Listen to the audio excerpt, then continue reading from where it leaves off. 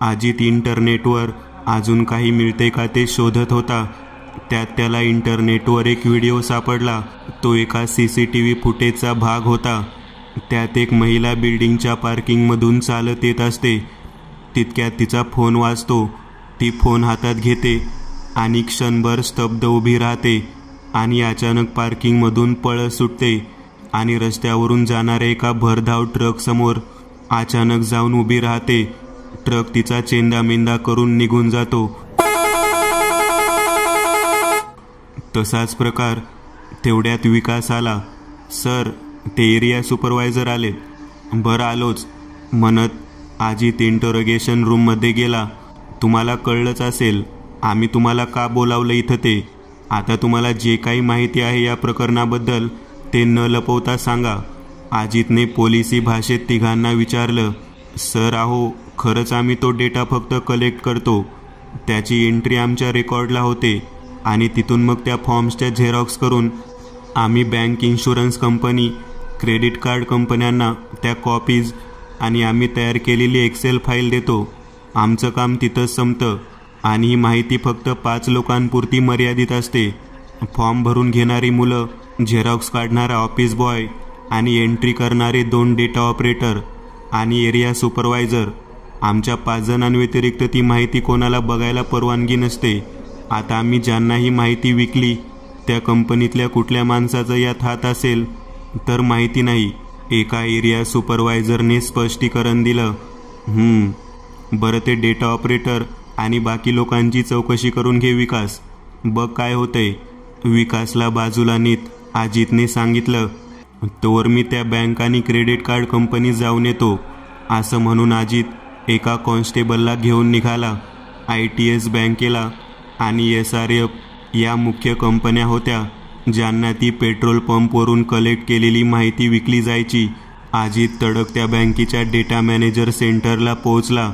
त्याने तिथल्या मॅनेजर बरोबर चौकशी केली आणि त्याला समजलं की गेल्या 15 दिवसात मिळालेला डेटा अजून वापरलाच गेला नाहीये.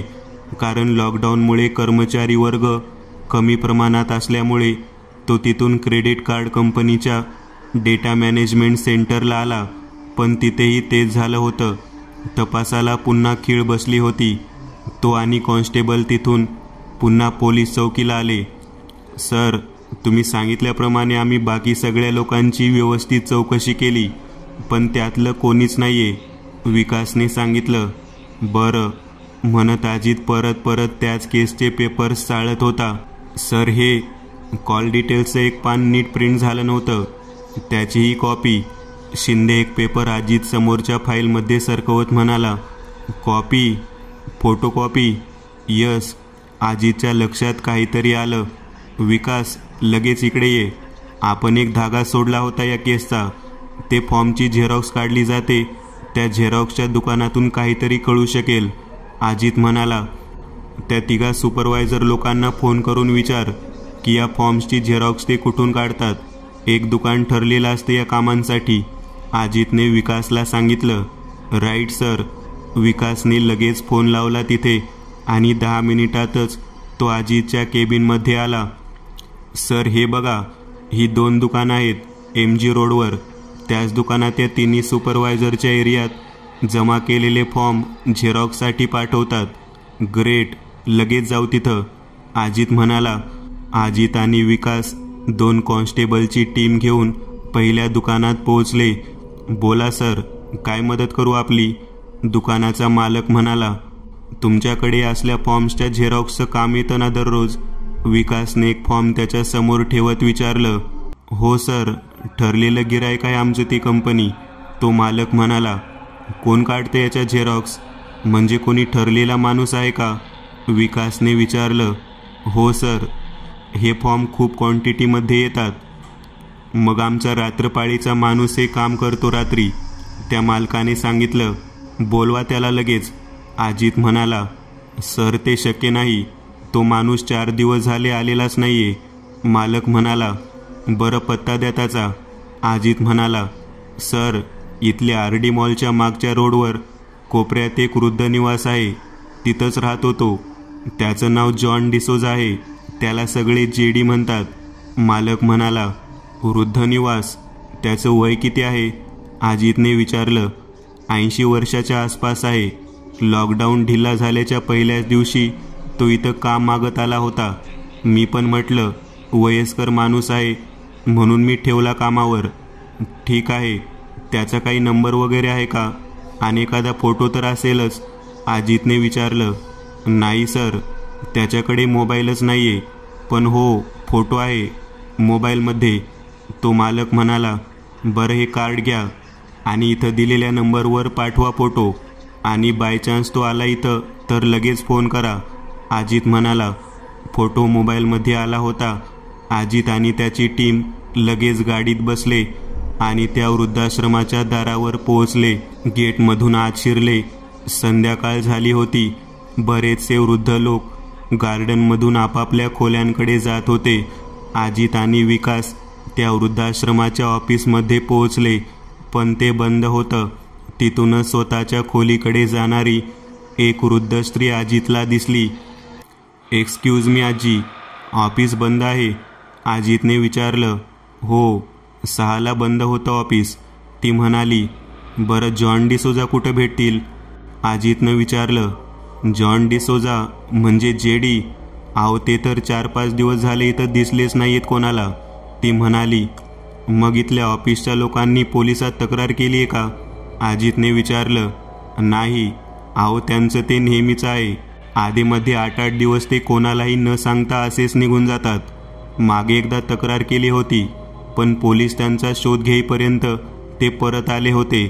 तेव्हापासून इथल्या लोकांनी तो नाद सोडला, आजी सांगत होत्या. बरं, पण मग त्यांचे कोणी नातेवाईक वगैरे, म्हणजे जिथं आम्हाला त्यांच्याबद्दल काही समजेल असं कोणी ठाऊक आहे का तुम्हाला? नाही, ते तुम्हाला ऑफिसची लोक सांगू शकतील, आजी म्हणाल्या. बरं आजी, ठीक आहे. तुमचं नाव कळू शकेल का? मी सुलभा म्हात्रे. बरं, धन्यवाद. अजितने आभार मानले. आजी निघून गेल्या. विकास, ते बघ, त्या पाटीवर नंबर लिहिला आहे, तो नोट डाऊन कर आणि फोन लावून बघ. इथल्या व्यवस्थापकाचा नंबर आहे, अजित म्हणाला. विकासने फोन ट्राय केला, पण फोन लागत नव्हता. तिथून ते घरी गेले. वाट बघण्याशिवाय काहीच पर्याय नव्हता. मध्यंतरी अजितने जॉन डिसोजाचा फोटो सगळ्या पोलीस स्टेशनमध्ये पाठवला आणि त्याचा शोध सुरू झाला. दुसऱ्या दिवशी 9 वाजता विकास आणि अजित दोघेही वृद्धाश्रमात पोहोचले. ऑफिस उघडलेलं होतं. एक्सक्यूज मी, आम्ही क्राईम ब्रँचमधून आलोय. आम्हाला जॉन डिसोजांबद्दल माहिती हवी आहे, विकास म्हणाला. जॉन डिसोजा तर गेले 4 दिवस झाले इथं आलेच नाहीयेत. पण त्यांचं हे काही नवीन नाही, ते अधूनमधून असे निघून जातात, तो माणूस म्हणाला. पण कुठे गेले असतील? कोणी नातेवाईक वगैरे? अजितने विचारलं. नाही सर, त्यांचं तसं कोणीच नाहीये. ते फुटपाथवर राहायचे. एक दिवस ते इथंच गेटजवळ बेशुद्ध अवस्थेत पडले होते. मग आम्ही त्यांना इथं ठेवून घेतलं, तो म्हणाला. बरं, इथं त्यांचे कोणी मित्र वगैरे आहेत का? नाही, तसे ते फार कोणाच्यात नसायचे, पण तुम्ही विचारपूस करू शकता. मग सुलभा म्हात्रे आजींपासून सुरुवात करू, अजित विकासला म्हणाला. कोण? मॅनेजरने विचारलं. सुलभा म्हात्रे, अजितने उत्तर दिलं. माफ करा, पण या नावाचं कोणीच इथं राहत नाही. मी इथं गेले 15 वर्ष काम बघतोय, पण सुलभा म्हात्रे नावाची कोणतीच बाई या वृद्ध निवासमध्ये राहायला नाही. मॅनेजरचं ते बोलणं ऐकून अजित विचारात पडला. सर, मग काल त्या कोण होत्या? विकासने विचारलं. अजितने खिशातून मोबाईल काढला आणि जॉन डिसोजाचा फोटो नीट बघितला आणि त्याला धक्का बसला. विकासला बाहेर घेत अजित तो फोटो बघत होता. विकास, आपल्या समोर होता तो. आपण ओळखू नाही शकलो त्याला. नीट बघ हा फोटो आणि त्या आजीचा चेहरा. नीट आठव, तुला समजेल मी काय म्हणतोय ते. विकासच्या हातात मोबाईल ठेवत अजित म्हणाला. माय गॉड, म्हणजे ती बाई नसून तो जॉन डिसोजाच बाईच्या वेशात होता. विकास मोबाईलमध्ये जॉनच्या फोटोकडे बघत म्हणाला. यस, त्याने आपल्याला येड्यात काढलं. एक काम करू, त्या म्हातारीचं स्केच आर्टिस्टकडून स्केच काढून घेऊन सगळ्या पोलीस स्टेशनमध्ये पाठवून देऊ, अजित म्हणाला. सगळ्या रेल्वे स्टेशन आणि एस टी स्टँड एअरपोर्टवर आपली माणसं पाठव. तो जॉन निसटता कामा नये. अजित म्हणाला. ते परत आत आले. आम्हाला त्या जॉनची रूम दाखवा. अजित त्या व्यवस्थापकाला म्हणाला. तो त्यांना जॉनच्या खोलीत घेऊन आला. खोलीत जॉनचं सामान होतं. त्यात फक्त काही कपडे होते. व्यवस्थापक बाहेर गेला. बराच वेळ सगळी रूम बघून अजित विकासला म्हणाला. विकास, एक गोष्ट नोटीस केलीस? 80 वर्षाचा म्हातारा, पण खोलीत औषधाची एकही बाटली दिसत नाहीये. असं कसं शक्य आहे? हो सर, काहीतरी गडबड आहे. आता एक गोष्ट तर समजली की या माणसाने हे सगळं जरी केलं असेल, पण एक प्रश्न राहतोच की 80 वर्षाचा म्हातारा असली विकृती का करेल आणि इतक्या लोकांचा जीव का घेईल? विकासने विचारलं. ते तर तोच सांगू शकेल, पण मुख्य म्हणजे त्याने ती रिंगटोन त्या लोकांपर्यंत पोहोचवली कशी आणि कुठून? अजितला प्रश्न पडला. सर, बल्क SMS माध्यमातून तर नसेल पोहोचवली, विकास म्हणाला. शक्यता आहे, अजित म्हणाला. ते दोघेही बाहेर आले. व्यवस्थापक उभा होता. त्याला बोलावलं. ऐका देसाई, जॉन डिसोजाला इथं कोणी भेटायला यायचं का? नाही सर, पण यस, एक दिवस रात्री 9ला त्यांच्या रूममधून एक तरुण मुलगा बाहेर निघताना मी पाहिला होता. कोण होता काय कळलं नाही. मी विचारलं तर म्हणाला झेरॉक्सच्या दुकानात आहे, त्यांच्याबरोबर कामाला. पण त्याच्याकडे बघून असं वाटत नव्हतं की तो कुठल्या झेरॉक्सच्या दुकानात असेल, व्यवस्थापक म्हणाले. अजित क्षणभर थांबला. विकास, एक काम कर, त्या झेरॉक्स दुकान मालकाला व्हिडिओ कॉल कर आणि दुकानात काम करणाऱ्या लोकांचे चेहरे दाखव, अजित म्हणाला. विकासने लगेच मालकाला व्हिडिओ कॉल केला आणि तिथं काम करणाऱ्या लोकांना एक एक करून स्क्रीनसमोर उभं राहायला सांगितलं. एक एक करून व्यवस्थापक देसाईंनी कामगारांचे चेहरे पाहिले, पण तो तरुण तिथं दिसला नाही. एक काम कर विकास, स्केच आर्टिस्टला बोलाव. त्या तरुणाचं वर्णन करून स्केच बनवून घेऊ. तोवर मी रूममधले फिंगरप्रिंट उचलतो. बघू, आपल्या रेकॉर्डवरचा तर माणूस नाही. स्केच आता तयार झालं होतं त्या तरुणाचे. ते स्केच सगळ्या पोलीस चौक्यांमध्ये सर्क्युलेट करण्यात आलं होतं. तसेच तो फोटो व्हायरल करण्यात आला होता, जेणेकरून जर पब्लिकमधील कुठल्या व्यक्तीला त्या तरुणाबद्दल काही समजलं तर ते पोलिसांना माहिती देतील. इकडं फिंगरप्रिंट रेकॉर्डवरच्या कुठल्याच गुन्हेगारांशी मॅच होत नव्हते. तपास थांबला होता. पण आज दिवसभरात 7 आत्महत्या घडल्या होत्या. त्या शहरातील विविध भागात घडल्या होत्या. पण रात्री 9ला चौकीवर एक फोन आला. साहेब, एका कॉल सेंटरमधून फोन आहे. त्या तरुणाबद्दल माहिती द्यायची आहे असं म्हणत आहेत. अजित पटकन उठून फोनकडे आला. हॅलो, बोला. सर, ते स्केचच्या तरुणाचे आहे. तो आमच्याच कॉल सेंटरच्या बॅक ऑफिसला काम करतो. जयंत देशमुख त्याचं नाव. समोरून कॉल सेंटरचा मॅनेजर म्हणाला. आज आला आहे का तो कामावर? नाही सर, काल संध्याकाळी तब्येत खराब असल्याचं सांगून गेलाय. तो आज आला नाही. शिवाय फोन पण बंद आहे त्याचा. बरे काम करा, त्याचा नंबर सांगा आणि ॲड्रेस सांगा. अजितने पेपरवर नंबर आणि ॲड्रेस लिहून घेतला. विकास, हा नंबर ट्रॅकिंगवर टाकायला सांग आणि ॲड्रेसवर जायचं आहे आपण लगेच. विकास आणि अजित गाडीत बसले. कल्याणी नगरच्या इथला तो ॲड्रेस होता. तासाभरात ते तिथं पोहोचले. पण हाती निराशाच पडली, कारण ते घर बंद होतं. दार तोडून ते घरात शिरले. 1 BHKचा तो फ्लॅट होता. आत येत अजितने लाईट लावला. भिंतीवर एक पोस्टर होतं आणि त्या पिरॅमिडच्या मधोमध एक डोळा असं ते पोस्टर होतं. भिंतीवर 666 हा आकडा जागोजागी लिहिलेला होता. टेबलवर अनेक मेणबत्त्या होत्या. आतल्या खोलीत भिंतीवर एक विचित्र असं चित्र काढलेलं होतं. मानवी कवटीचं चित्र होतं ते. आणि बाजूच्या कपाटात एक टोपी असलेला काळा गाऊन हँगरला लावलेला होता. सर, हे सर्व काय आहे? विकासला धक्का बसला होता. Skull and bone secret society. Ajit स्तब्ध होऊन म्हणाला. म्हणजे? विकासला काहीच कळलं नाही. सैतानाची पूजा करणारे लोक, मानवी जातीचे दुश्मन. जयंत पण त्यातला एक होता. सायबर अटॅक नावाचं नवीन हत्यार मिळाले आता यांना. अशा सोसायटी आहेत युरोप आणि अमेरिकेत. जे आपल्या नकळत या जगावर कंट्रोल ठेवून आहेत. जगात जे काही वाईट घडतं ते हेच लोक घडवून आणतात. यांना शांतता बघवत नाही. अशांती पसरवून हे लोक असं मानतात की सैतानी शक्ती या जगाचा एक दिवस ताबा घेतील. त्यातलाच हा एक मोठा सायबर अटॅक आहे. हा आपण थांबवायचा. अजित म्हणाला. आता इथून ते त्या कॉल सेंटरला आले.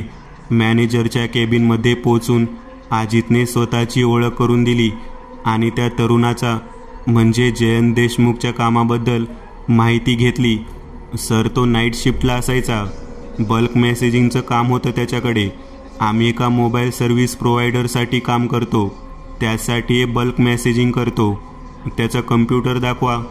ते त्याच्या कम्प्युटरजवळ आले. कॉम्प्युटर सुरू करून गेल्या 15 दिवसात केलेलं काम विकास चेक करू लागला. त्यात अनेक एक्सेल शीट होत्या, जवळजवळ 15. त्यात अजितने सांगितल्याप्रमाणे त्या पण 5 मृत व्यक्तींचे नंबर सर्च केले आणि ते 5ही नंबर त्या एक्सेल शीटमध्ये सापडले नाही. नाही सर, नाही सापडलं. विकास अजितकडे बघत म्हणाला. बरं, एक काम कर. मी सांगतो ते सॉफ्टवेअर डाउनलोड कर. त्यातून डिलीट केलेल्या फाईल्स रिकवर होतात. अजित बाजूला बसत म्हणाला. सॉफ्टवेअर डाउनलोड झालं आणि जवळजवळ 12 एक्सेल फाईल्स आणि एक व्हिडिओ फाईल रिकवर झाली होती. त्या 12 एक्सेल फाईलमधल्या एका फाईलमध्ये ते 5ही नंबर सापडले आणि ती ऑडिओ फाईल म्हणजे तीच सुसाईड रिंगटोन होती. त्या एक्सेलमध्ये अजून बरेच नंबर होते. त्यात ते नंबरसुद्धा मिळाले ज्यांनी काल आत्महत्या केल्या होत्या. यस, म्हणजे हाच तो विकृत माणूस. विकास, बघ, जॉन झेरॉक्सच्या दुकानातून लोकांचे नंबर आणायचा आणि जयंतला द्यायचा. जयंत बल्क मेसेजच्या लिस्टमध्ये हे नंबर ॲड करायचा. त्यात ही ऑडिओ फाईल असायची. मेसेजवरची लिंक क्लिक केली की ऑडिओ फाईल मोबाईलची रिंगटोन म्हणून सेट व्हायची आणि फोन वाजला की तो माणूस विचलित होऊन जीव द्यायचा. ही लिंक होती. बरं मॅनेजर, याच्या फॅमिलीबद्दल काही माहिती सांगा, अजितने विचारलं. नाही सर, आई वडील वारले आहेत हेच सांगितलं होतं त्याने. पण काही वर्ष दुबईला होता, कारण त्याने नोकरीवर जॉईन होताना जी कागदपत्र दिली त्यात पासपोर्ट पण दिला होता. त्यात इमिग्रेशनचा स्टॅम्प होता. मॅनेजर म्हणाला. विकास, त्याचा मोबाईल ट्रेस झाला का आणि लास्ट लोकेशन कुठलं आहे ते विचार. विकासने पटकन IT सेलला फोन करून माहिती घेतली. सर, त्याचा फोन 7 वाजेपर्यंत कल्याणी नगरच्या RK मॉलमध्ये ॲक्टिव्ह होता. तिथून बंद झाला. चल, RK मॉलला जावं लागेल. मॅनेजर, तुम्ही पण चला. तुम्ही त्याला ओळखू शकता गर्दीतसुद्धा. ते गाडीत बसून RK मॉलला आले. सिक्युरिटी सेक्शनमधून त्यांनी मॉलच्या बाहेरच्या CCTV फुटेज बघायला सुरुवात केली.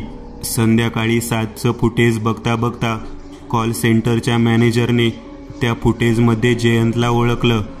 तो एका ओला कॅबमध्ये बसत होता. तिथून कॅबचा नंबर मिळाला. विकास, कॅबची माहिती काढ, अजित म्हणाला. अजितने ती एक्सेल शीट IT सेलला पाठवली होती आणि त्यात ज्या ज्या नंबरला हा व्हिडिओ पाठवला होता त्या नंबरची मोबाईल सर्व्हिस जाम करायला सांगितलं होतं. काही वेळातच कॅब ड्रायव्हरला विमाननगरच्या इथं थांबवण्यात आल्याची माहिती मिळाली. अजित आणि विकास लगेच तिथे पोहोचले. 7ला तुझ्या गाडीत एक जण RK मॉलच्या इथून बसला होता. त्याला तू कुठं सोडलंस? विकासने विचारलं. सर, वाघोलीच्या इथं एक आडवळणाला एक फार्म हाऊस आहे. तिथं तो उतरला आणि मग त्या फार्म हाऊसमध्ये गेला. किती वेळ झाला? 1 तासापूर्वी. ट्रॅफिकमुळे जायला वेळ लागला, पण येताना लवकर आलो, ड्रायव्हर म्हणाला. चल, लगेच दाखव, अजित म्हणाला. सगळे गाडीत बसले आणि वाघोलीकडे निघाले. अजितने सुसाट गाडी चालवत रस्ता 40 मिनिटात कापला. साहेब, थांबवा गाडी. ते बघा, ते दिसतंय ना, ते आहे ते फार्म हाऊस. तो आत गेला होता आणि पैसे घेऊन आला होता. अजित, विकास आणि 2 कॉन्स्टेबल उतरले आणि सावधपणे त्या बंगल्याच्या आवारात शिरले. बंगल्याच्या 4ही बाजूला बंगल्याची पाहणी करून मागच्या बाजूला एक खिडकी उघडी दिसली. विकास, लोड युअर गन. वेळ आलीच तर गुडघ्यावर फायर कर. आपल्याला तो जिवंत हवाय. मला तर वाटते जॉन डिसोजा पण इथंच सापडेल. Okay sir. ते त्या खिडकीतून आत शिरले. समोरच्या खोलीतून प्रकाश दिसत होता आणि कसल्या तरी विचित्र भाषेतले शब्द ऐकू येत होते. हळूहळू अजित हातात गन घेऊन त्या खोलीच्या जवळ आले. तिथे एक जण काळ्या रंगाच्या मागे हुडी असलेल्या गाऊनमध्ये जमिनीवर बसला होता.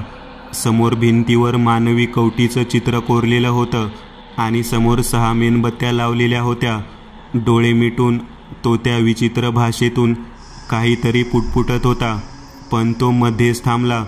समोर एक मोठी साऊंड सिस्टीम होती. त्याचं बटन त्याच्यापासून हातभर अंतरावर होतं. त्याला बहुतेक समजलं होतं की कोणीतरी त्याला पकडायला आला आहे. तो त्या साऊंड सिस्टीमकडे हात सरसावणार होता, पण अजितने क्षणाचाही विलंब न लावता एक बुलेट त्या साऊंडवर फायर केली. Hands up. थोडीही हालचाल केलीस तर गोळी घालीन. तुझा गेम संपलाय आता, अजित म्हणाला. दोन्ही कॉन्स्टेबल पुढे सरसावले आणि त्यांनी त्याच्या मुसक्या आवळल्या.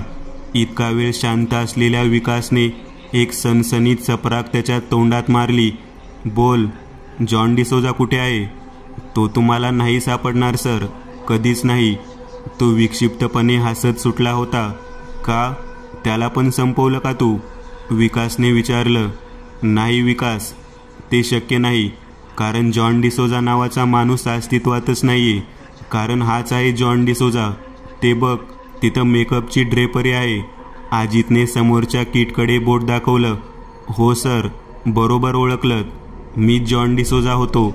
मीच सुलभा म्हात्रे. तुमच्या समोरून गेलो, पण तुम्हाला कळलं नाही. तो हसू लागला. का केलंस हे?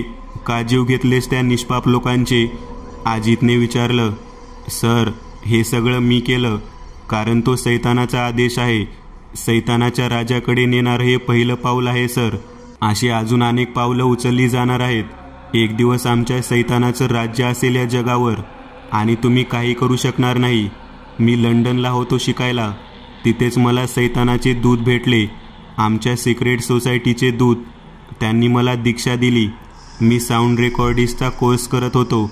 ज्या प्रकारे या सैतानाच्या कार्यात मदत करता येईल त्या प्रकारे करा, असा आदेश मला मिळाला. सैतानाचा कौल मिळाला. मग मी शिक्षण पूर्ण करता करता अशा सुसायडल वेव शोधू लागलो. बराच शोध घेतल्यावर मला समजलं, आफ्रिकेच्या अमेझॉन जंगलात काही दुर्मिळ आदिवासी जमाती आहेत.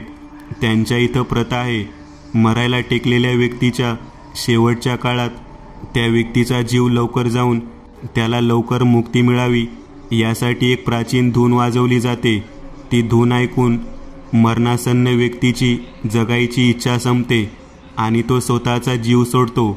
मी आफ्रिकेला गेलो, तिथं त्या लोकांच्यात राहिलो आणि ती धून रेकॉर्ड केली. त्या वेव मी रेकॉर्ड केल्या. त्यावर रेकॉर्डिंग इन्स्ट्रुमेंटच्या साहाय्याने म्युझिकचं कवर दिलं आणि ती रिंगटोन मी पहिली लंडनला माझ्या मित्रावर ट्राय केली आणि मग काही लोकांवर तिचा प्रयोग केला आणि माझा प्रयोग यशस्वी झाला. यात माझी मदत करणारा एक जण पकडला गेला. मग मी भारतात आलो. सगळं प्लॅनिंग केलं. म्हाताऱ्याचा वेश घेऊन वृद्ध निवासमध्ये राहू लागलो. दिवसा कॉल सेंटरवर नोकरी सोडली. रात्री झेरॉक्स दुकानात नंबर जमा केले आणि त्या नंबरवर बल्क मेसेजिंगमध्ये ती ऑडिओ फाईल पाठवली. ती त्या लोकांच्या नकळत मोबाईलची रिंगटोन म्हणून सेट व्हायची आणि ते मेसेज आपोआप डिलीट व्हायचे. पुढचं सगळं तुम्हाला माहीतच आहे. घेऊन चला याला, अजित म्हणाला. विकासचा फोन वाजला. विकास फोनवर बोलून अजित जवळ आला. सर, ते सगळे नंबर ज्याला ज्याला याने तो मेसेज केला होता आणि ती ऑडिओ फाईल पाठवली होती, त्या सगळ्यांची सर्व्हिस बंद केली आहे, विकास म्हणाला. पुढे 2 दिवसात पोलिसांनी त्या सर्व लोकांना संपर्क करून त्यांच्या मोबाईलमधून तो मेसेज आणि ती रिंगटोन काढून टाकली आणि अनेक प्राण वाचवले. जयंत उर्फ जॉनला मृत्यूदंडाची शिक्षा झाली. स्कल अँड बोन सोसायटीबद्दल इंटरपोलला दिलेली माहिती व्यर्थ ठरली, कारण त्या सिक्रेट सोसायटीचा शोध लागलाच नाही आणि ती सिक्रेट सोसायटी म्हणजे एक कॉन्स्पिरसी थेरी, एक मिथक बनूनच राहिली. मित्रांनो, आज पुरतं एवढंच. तुम्हाला जर काही गोष्ट आवडली असेल तर नक्की लाईक करा. तुमच्यापैकी बरेचसे जण व्हिडिओ लाईक न करताच पळून जातात, पण हा जर व्हिडिओ तुम्ही लाईक केला तर मला जरा बरं वाटेल आणि असेच भारी भारी व्हिडिओ बनवायची माझ्यात एनर्जी येईल.